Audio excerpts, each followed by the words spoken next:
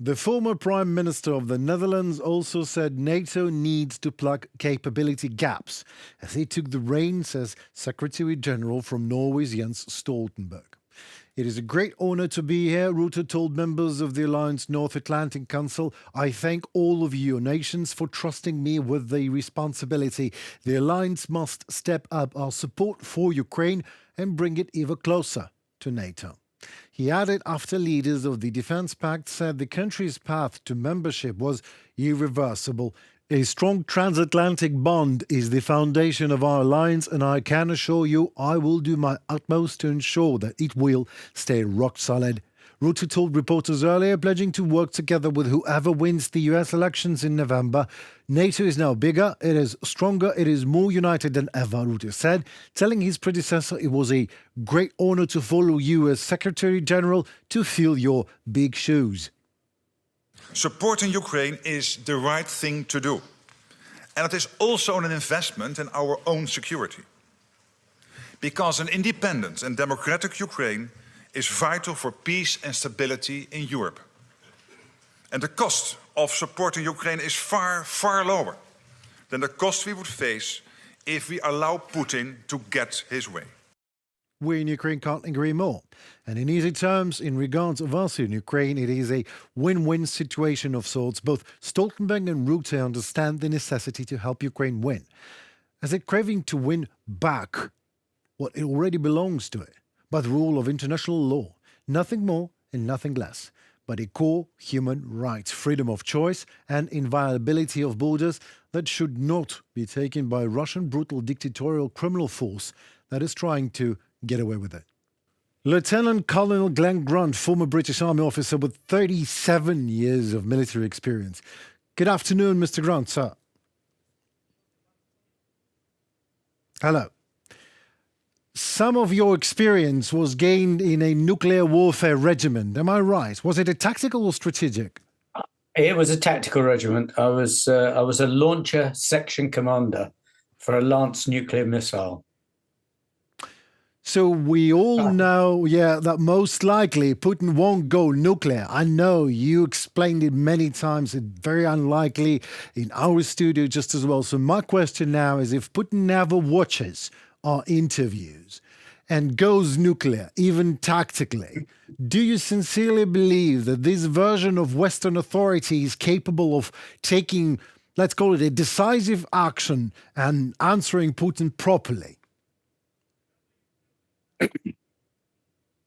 Let's just look at the nuclear bit first. Yes. Because, I mean, if he does go nuclear, you could say it's endgame for him as much as anything. Because, I mean, there are two things. First of all, there's very little military advantage in firing nuclear. It's at the tactical level, for the simple reason that it makes a complete and utter mess. And then the wind blows and you get half of it back. It's also not as powerful as many people think. There's more explosive power in the engine and the fuel, than there is actually in the nuclear warhead in most tactical nuclear weapons. But okay, so he does it. He causes a mess. If the wind blows the right way, then it blows towards the west. If the wind blows the wrong way, then it turns around and it blows back into Russia. But then what's he going to do with the area that he's actually blown up? There's no military advantage. It's only political. So we're talking now, is the West actually going to do something? And the answer has got to be yes, because for the simple reason that if Putin is allowed to fire a nuclear weapon, then it means anybody else can fire a nuclear weapon, and that will be that's the end of the world order as we know it. So you've got to assume that they would do something. Now, at that point, I think we can understand that America has got enough conventional firepower to not have to go nuclear itself. It's got so many aircraft that can fire conventional weapons accurately that people have very, very little concept of actually how strong the US is if it wants to fight. And then when you add all the aircraft that are available in Finland, Sweden, UK, Germany, you suddenly come up with absolutely huge numbers that dwarf anything that Russia can put into the air.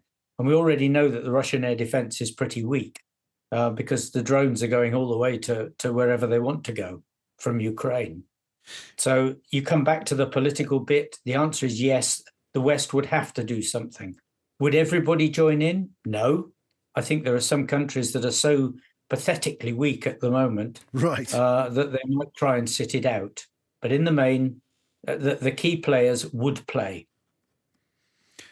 So to sit out a nuclear war is the way out of, I don't know, it sounds just funny, but all right, let me make a statement. Let's put that aside. Nuclear thing is aside. Absolutely astonishing explanation. Thank you so very much, Mr. Grant.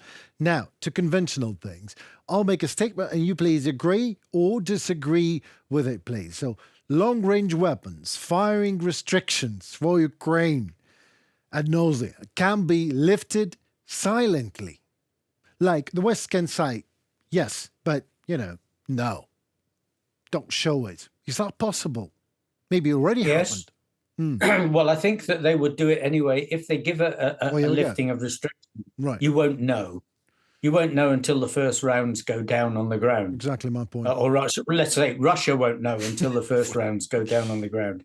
But there's still this great reluctance to do this because of, this fear that Putin will do nuclear or he'll escalate somehow. Well, he can't escalate apart from firing nuclear weapons. He's on the edge of whatever he can do at the moment. But then you've got to ask yourself, why would he bother going nuclear when, for him, he probably thinks he's winning already? If you look at the political bit, there's reluctance on the part of Scholz, there's reluctance on the part of Biden to go further, and then he's got Hungary on his side, Slovakia possibly on his side, Austria on his side, Switzerland being difficult. He's still getting weapons from Iran. He's still getting weapons from North Korea. He's still getting parts and support from China. Why would he think he's losing? Thinking that, I'm absolutely sure he's absolutely. He believes that he's already winning, and actually, at some point, he is because of the fear of the West, because of the fear of escalation, which is absolutely stupid. Pardon my French, to me, because you can't really, there's talks about escalation. Sound to me like how many Ukrainian civilians and children should die today, so we not call it an escalation, like some sort of a steady number, steady figure that is okay and not an escalation yet. That's what it is. But trying to appease a monster, you only, trying to, you're welcoming it, open the door for it. But never mind, lifted or not, Ukraine will use its own weapons. It will happen at the moment, like new Palyanitsa, like missile drones or new UAVs that you just mentioned that reach like Khabarovsk, that is 3,000 kilometers away from Kiev. And more Russian military depots will burn. And the moment will inevitably come when the Kremlin will find debris of Western attackers in Ukrainian missiles and drones, like saying that Ukrainians are already using and abusing Western weapons and blah, blah, blah.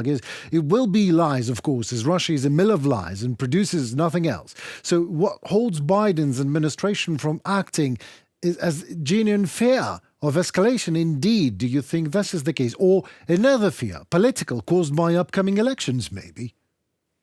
Elections are always a part. I still have deep suspicions myself about whether someone in the White House has been bought. And I'm not afraid to say so, because they act as if they have. Right. They don't act as if they are on our side many times. I mean, give enough, but not giving enough. There's no sense in that. There's no sense in prolonging this war and to even create the possible situation that Ukraine could collapse. There is no sense in that, because the moment that if that happened, then Poland is suddenly a frontline state. Romania is very clearly a frontline state. Yes. And you can then say Bulgaria is a frontline state. So you've got this huge chunk of NATO added to the already to the northern region. And who wants that? But sometimes I wonder whether the White House even thinks strategically at that level, or whether they just think we give them enough and they can carry on. But there's risk in that. There is risk, always risk, if you don't take war seriously. When you go to war, you've got to take war seriously. No way. And I'm sorry to say it, but I'm going to say it. And the Ukrainian government is still not taking war seriously. And until they do, then it's really, really difficult sometimes to persuade the allies that they should also take it seriously. Because there are still hundreds of things that the government could do that they're not doing. Reforms, sorting out personnel better, sorting out money better. I mean, where does the money from the councils go? The towns, the towns. Oh, they can give money back to the army. Do you know where it goes? It's not clear. Right. Is that a question to me? Because I can... yeah, that's a question to you. Right. I mean, you're a taxpayer. It's your money. Right. Well, these questions are constantly asked by journalists, and we have answers, but maybe we just cannot deliver these answers in a proper way to a Western audience. And certainly the state of Ukrainian state can be managed better and administrated better. And the power that is now has not only the questions of war to resolve, to quote. So, but this is the topic of another discussion for an hour or 2 hours, definitely. I would love to do that, actually. That might be the topic of our next meeting here in the studio. But for now, can you please at least try to shed some light on the question? Like Kursk, 1,000 square kilometers captured in Russia. Incursion is onwards right now as we speak. So yet Russia pushes in Pokrovsk and Volodya and like other places and communities and not even trying so much to free their own land. Why? Oh, that's quite a complex one, militarily and politically. I mean, let's take the political bit. Yes, please. It doesn't matter for Russia. That's the first bit. It doesn't matter. In fact, it may actually be to their advantage politically to be able to say, we're having a difficult time with these Ukrainians. More of you need to volunteer, because it actually, in a way, shows that Ukraine is even nastier than we thought.